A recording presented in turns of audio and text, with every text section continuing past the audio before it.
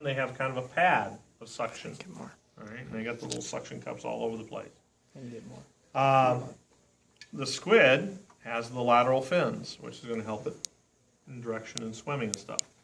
These guys, octopus swim a lot.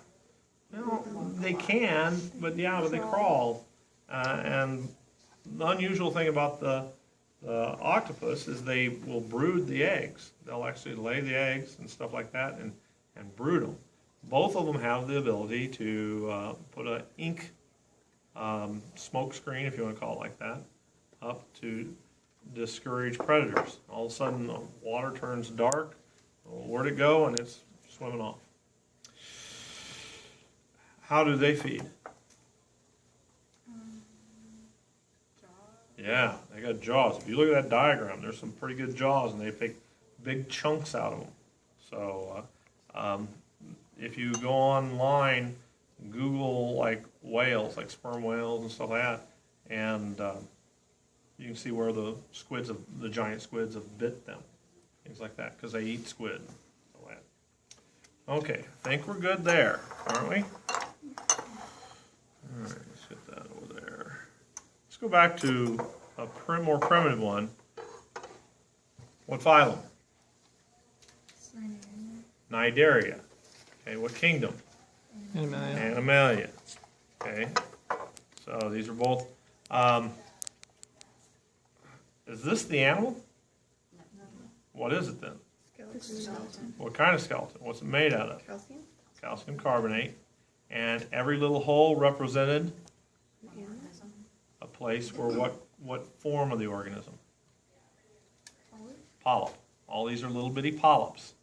Now we know that all their gastrovascular cavities are all connected, right? It's like a living sheet. So these are feeding right here. Well, they can actually help these over here survive.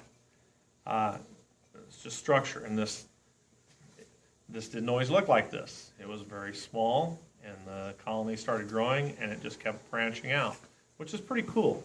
They don't have any brain or anything like that, and the way it keeps going to utilize space, and it almost looks like a flower or something, doesn't it? The thing that awes me is how things repeat so much in nature. It doesn't matter where you go. I mean, whether you're looking at a stream eroding, going to the lowest gravity, or you look inside your own body and seeing the blood vessels and the capillaries, and it's just so cool. All right. Wait, what type? I'm just going to say coral. Now this one says organ pipe coral, but I just put it out there, and you look, it looks like little organ pipes, and I'm just coral. We're not going to go any more than that. What class is that? Anthozoa, yes. Anthozoa, thank you. Anthozoa, which is the same as sea anemone, and the representative genus? Metridium. Metridium. There's another one. Okay. Now we come over here, and let's stay with this. We got Obelia, and if you lay it down there, what's the difference between Obelia and Hydra?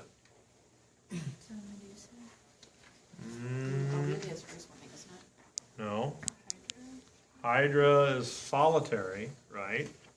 Obelia is a colony. Remember, you got all and you got, when we look at it under the microscope, you got the gonangium and the hydrotheca. What is the hydranth?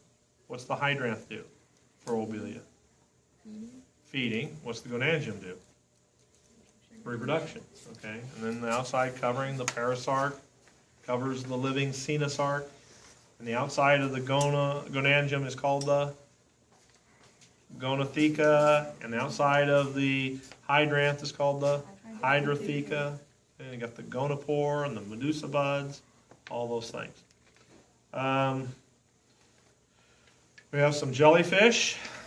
This says Cassiopeia. You don't need to know Cassiopeia. This would be a scyphozoan, a true jellyfish. Here's a whole bunch of Aurelia that I ordered and got in. So those are Scyphozoa. I think I put one of them in here. So all three, see all those are all together. Got more here someplace. Okay.